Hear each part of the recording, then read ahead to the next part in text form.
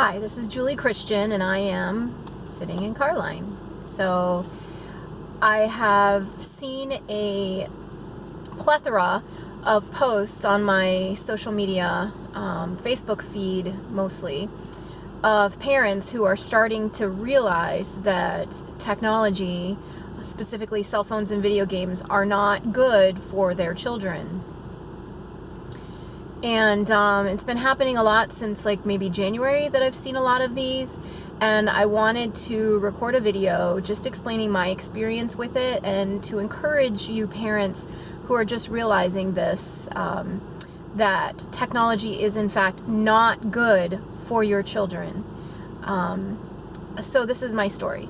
I was a single parent and I struggled to take care of my kids and entertain my kids, especially in the times where I was at home trying to do tasks and laundry and cook dinner, and they wanted attention. And all of their other friends had iPads and tablets, so one Christmas with my bonus, I bought them iPads. And all of their friends had them. Seemed like an innocuous choice. I put parental controls on them. They went to an after-school program and where they did their homework, and then they took karate. It was a great program. All the kids had iPads, and the person in the program would control the usage so that they only were able to use them when they were not in karate and when they were done with their homework. So I thought it was all in the up and up. I met my husband. We were dating for quite some time, and my youngest son was having lots of tantrums. Both boys were fighting. Their attention span was terrible. And I just thought, they're boys. What can I do? And again, as a single parent, I just felt like I didn't have a lot of time. And I just apologetically gave them these iPads thinking, well, this is what everybody else is doing. And I think part of me felt guilty. But anyway, my now 10-year-old was struggling. He was in the 3rd grade, and he was struggling to pass the 3rd grade. He was at risk of being held back in the 3rd grade because of his reading and language skills. My now 9-year-old, the one that's a year younger, he was in the 2nd grade, and he was having terrible, terrible tantrums. Violent tantrums where he would break holes in the walls and basically just cannibalize any amount of time or energy I had for the other children in the family. I have 3 children. It would take all of my focus to get him through that. And of course, handily, I gave the iPad to my other child to keep him busy while I dealt with the tantrum.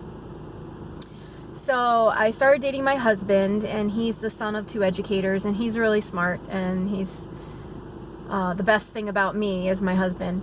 And he came to me one day and he said, Jewel, I think maybe technology isn't the best thing for them.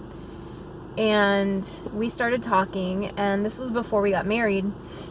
And we decided we were going to do an experiment, and we were going to take away the iPads, not limit their time, which I was doing, but I would limit their time, and they would beg me and beg me and beg me, or they would come up with excuses with why they needed it, and I would always cave, or eventually cave, and it was just torture. And every parent says they're going to make limits, but the limits are torture. It ends up being torture for the parent. So anyway, we just took them away. We took them away, and we hid them. And we decided we were going to do it. I don't remember what length of time we committed to doing it for, but we committed to taking the energy to keep them distracted. And we went on this road trip together to go visit his brother, and it was like a 2.5-hour road trip. And we were dating. So I'm surprised we're married now, because we went on a road trip, these 2 kids, and they literally couldn't sit in the car for 5 minutes without saying they were bored, because they were so used to being entertained and stimulated by these little screens. And it was a terrible trip. And we had brought, games and books and color by numbers and like all sorts of things that you would think would keep these 2nd and 3rd grade boys entertained. And they were physically uncomfortable. But that initial hurdle over, we continued with the technology fast, and we never looked back. And every day things got a little bit better. And at the end of 3rd grade, the teacher said, well, I think he may pass, but just by the skin of his teeth. And we were like, okay. And I got those, in Florida, they take what's called an FSA. And I got the scores, and he scored amazing. I think he was testing at like a 1.7. They scale it on a 1 to 5, and he was testing at a 1.7. His actual test score was like a 4. It was a huge improvement. So he passed and went into the 4th grade.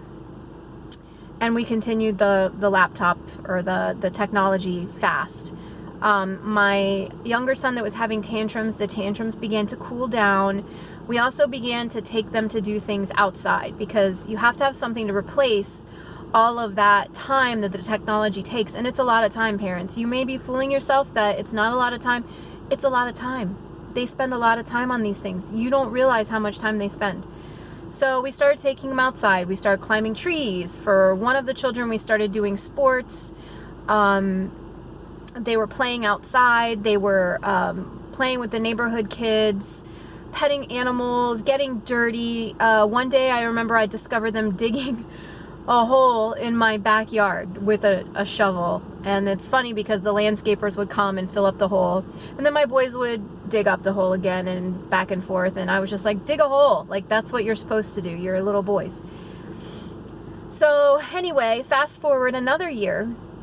And my son, who was struggling to pass 3rd grade, I get a call and they say, by the way, your son qualifies for the Cambridge program because he got a 5 on his math FSA. In 4th grade, they do math.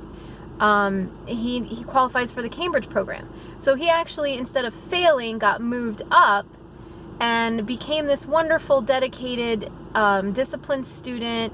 He fell in love with baseball. He likes to sing. The other child, I still wonder about the other child sometimes, but he doesn't have the violent tantrums. Like, he's impulsive, but he doesn't cannibalize my attention anymore. He knows how to get it in healthy ways. And he also knows when he's feeling angry or like he wants to have a tantrum, he can go outside and climb a tree. That's usually, if he's mad, that's where I'll find him if he walks out of the house, is he's got a favorite tree that he'll climb up in. So it has been almost 3 years since we have not had any technology. And at first we took away the iPads. And I've since thrown them away. I threw them away because we had an issue where the younger found them and was hiding it. He was like, "Don't come in my room, Mom. Don't knock on the door. Don't do anything. Just don't come in my room. I've got some homework to do." Like, he made up this big fib, and he was really into the iPads. So I just threw them away, you know. But we don't have a cell phone for them. We don't have iPads, we don't have tablets. And then at one point we just realized we weren't watching TV anymore. So one day I canceled cable and I thought, well, maybe somebody will notice and I'll put it back on. But nobody ever noticed. Nobody ever noticed that we didn't have cable. So we haven't had cable for over a year. And we were down to one TV. We kept giving our TVs away. And yeah, we don't watch anything. This screen, I do this because I'm a writer and you have to, but we don't do any. And we moved out into a house that has some land around it, and we're gonna get the kids some farm animals maybe. And there's time in their life for technology and screens, but that time isn't now. The time now is for them to learn how things work and let their brains develop. So this is the other thing I wanted to say. My husband is involved in a career where he has contact with youngsters who have had some troubles. And what he sees in the youngsters that are having troubles is that a lot of their troubles center around technology. They get violent when their parents take away their technology. They have access to friends that their parents wouldn't normally let them be friends with through technology.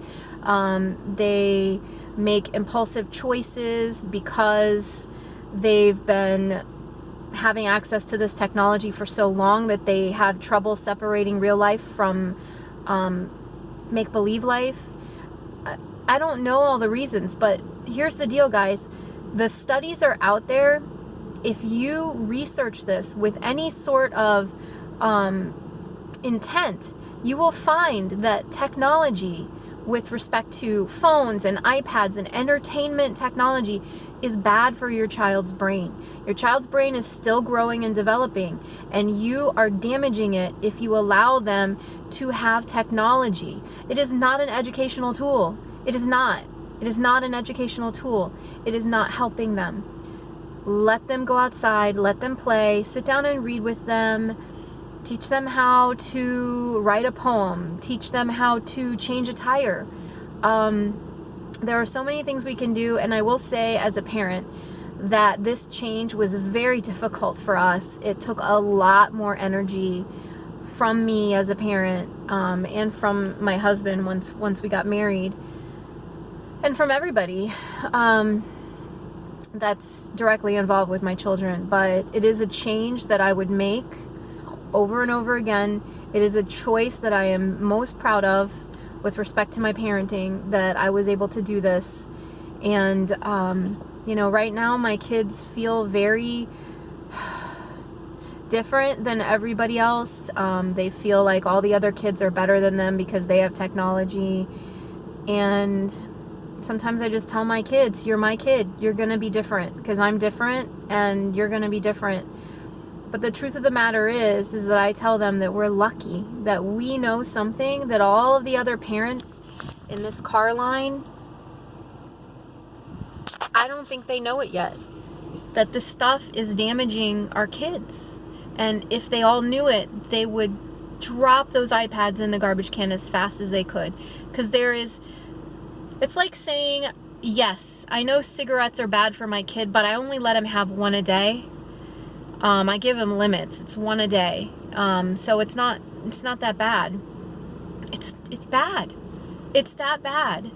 And if you go to the pediatrician and you ask the pediatrician, honestly, what do you think of the iPad and the cell phone? The pediatrician's going to tell you.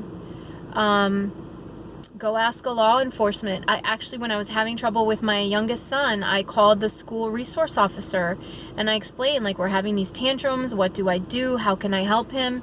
And he said, does your son play video games? The first thing you need to do is get rid of video games. Well, we were lucky. We didn't have any.